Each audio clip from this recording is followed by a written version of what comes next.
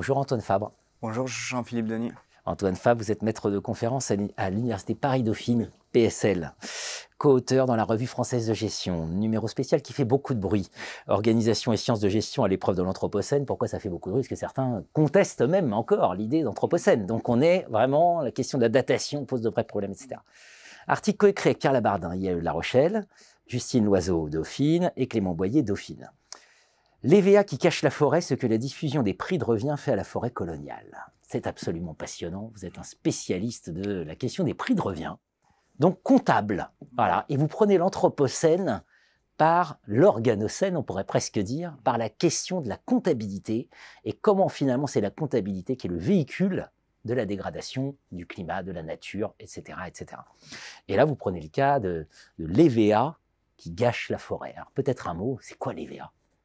Alors l'EVA, c'est une plante à latex qui historiquement en fait est la plante principale qui permet de produire le caoutchouc. Oui. Donc le caoutchouc qui est présent partout dans notre vie, hein, dans les pneus, dans les joints, dans tout ce qu'on peut imaginer. Et donc en fait c'est cette plante qui va permettre de produire ce fameux caoutchouc qui est en fait la ressource, une des ressources naturelles les plus importantes de la seconde révolution industrielle, puisque ça permet notamment le développement de l'industrie automobile. Bien sûr, pour les pneus, il faut voilà. du caoutchouc, exactement. pour faire simple. Ce qui est passionnant dans votre article, c'est que vous nous dites, en fait, il y avait une manière de produire par la saignée, voilà, le latex, et finalement, c'est la question comptable qui va l'emporter pour précisément choisir un autre mode de production. Voilà, alors en fait, initialement, l'EVA et d'autres plantes à latex un peu moins connues étaient présentes naturellement dans le bassin de l'Amazone et le bassin du Congo.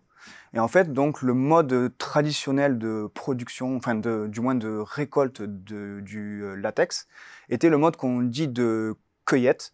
Donc, c'est-à-dire qu'on se promenait dans la forêt et qu'on saignait les arbres qui poussaient naturellement.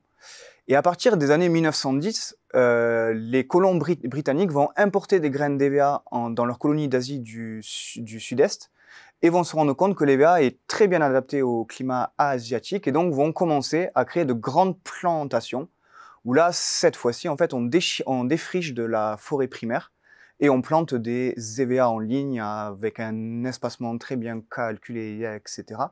Et donc, ce qui permet d'obtenir des rendements largement supérieurs au mode de production traditionnel. Alors c'est ça qui est très intéressant, hein, parce qu'on a tous en tête l'idée de capitalocène.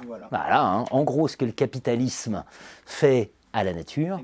Là, finalement, on est dans la manière dont la comptabilité va être l'instrument précisément de cette dégradation de la nature, avec un processus qu'on va détailler ensemble plus, parce que votre texte mérite qu'on s'y arrête. Hein.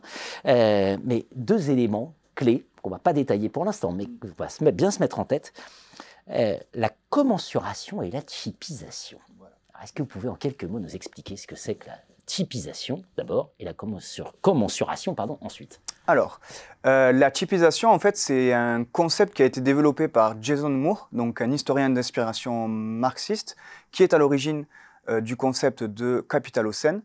Et selon lui, le capitalocène, en fait, qui repose sur une mise au travail des travailleurs humains et non humains, comme les animaux ou la nature, est drivé par ce principe de typisation. C'est-à-dire qu'on cherche à exploiter au coût le plus bas possible. Le plus possible. Le plus possible. Voilà. C'est ça. Et la commensuration?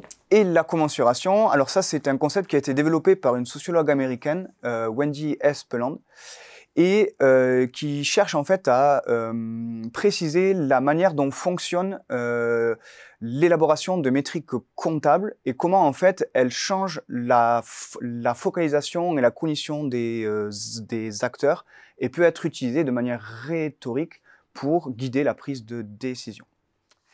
On va voir à la lumière de ces deux concepts que vous mobilisez dans cet article, comment ça nous donne une lecture précisément qui nous permet de sortir de tous les débats un peu hystériques sur les approches décoloniales, les machins, les trucs. Là, on rentre vraiment dans le détail.